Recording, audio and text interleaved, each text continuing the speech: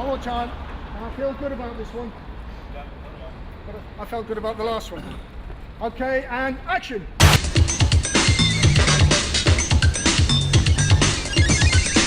Hi and welcome to Chattoon, the show with chat and cartoon. I'm Jeremy Jacobs and with me today is the well-known UK caricaturist George Williams. Hello. We're about to interview comedy actor and writer, best known for his work with the League of Gentlemen. I'm talking about the one and only Reece Shearsmith. Let's go inside and say hello, Dave. Come in! Hello, Reece. Hello, Hello, yes. Reece, it's Jeremy. How are you? I'm very good, come in. How are you? Over here, this is George. Hello, George. I'm very well Nice to see indeed, you thank all. you. Very well indeed. Good. There is a connection between comedy and cartooning, but Yeah. what's your take on it?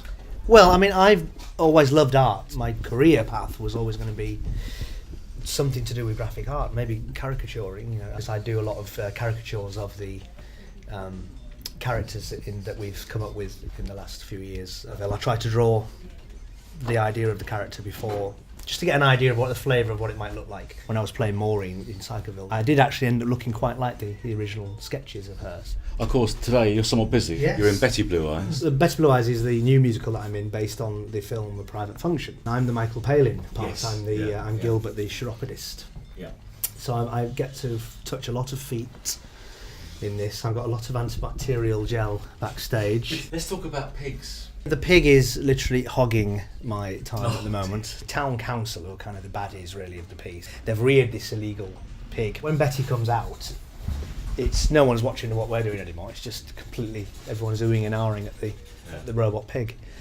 There was talk early on about a real pig. Richard Eyre actually said he'd done a secret policeman's ball with a pig in it. And it was a nightmare. It was defecating and terrifying the audience, like Hannibal. Feet first. And it's a very silly evening, but it's very, I think you come out beaming. You'd be very mean-spirited to leave not having enjoyed yourself. Now, you like magic. Again, where did the fascination with that start? Well, that's just, I've always, since a little boy, I've had magic sets. I just like the artistry of it, and the psychology. After all these years of wanting, to know how to do it, I've actually got one. The zigzag lady, which is where you put the lady in and the middle comes on. Yeah. So I put my wife in it continually. What did she say about that? Well, she has no choice in the matter. And when I first bought it, I went in it myself. I got stuck in it. I was in it with my head and my hand and my foot, and then I couldn't get out because I was literally trapped inside it. Another dark aspect to your life recently has been the part you played in Burke and Hare. Now, what was it like working with John Landis? John is such a force of nature. To go out with him for a meal is quite terrifying because he's so loud, and yet he's brilliant, and he's so enthusiastic. Showed him the Psychoville Halloween special where we had our own transformation of a werewolf, and to show John Landis a werewolf transformation is quite scary, as you can imagine, because he did American Werewolf in London, and he's a huge fan of Psychoville and League. He's in the second series of Psychoville. We got him in as a cameo. No one knows that yet. That's an exclusive. Christopher Lee, and I understand you had lunch with him. I did. Can I actually stop you there? Yeah. Can we just do that? Let's get the joke out of the way. You didn't order the steak, did you? No, I didn't. John organised it because I told him I was a huge fan. And John said, we'll go for lunch with Chris. And what is great with John is he just pushes him into talking about all the horror stuff. Because Christopher, I don't think, likes much talking about it now. I think if he had it his way, he'd rewrite history that he's never even been in a horror. But John was like, and he just got all these pictures of Dracula around, was making him sign it and talk about it. And it was lovely to actually hear him actually talk about it. I was there sat having lunch with Lord Summerisle. Absolutely incredible. Now, Reece, let's have a look at what George has finally done. Fantastic. Wow! Oh, Look at that, Christopher Lee. look at that. Pigs. Zigzag Lady.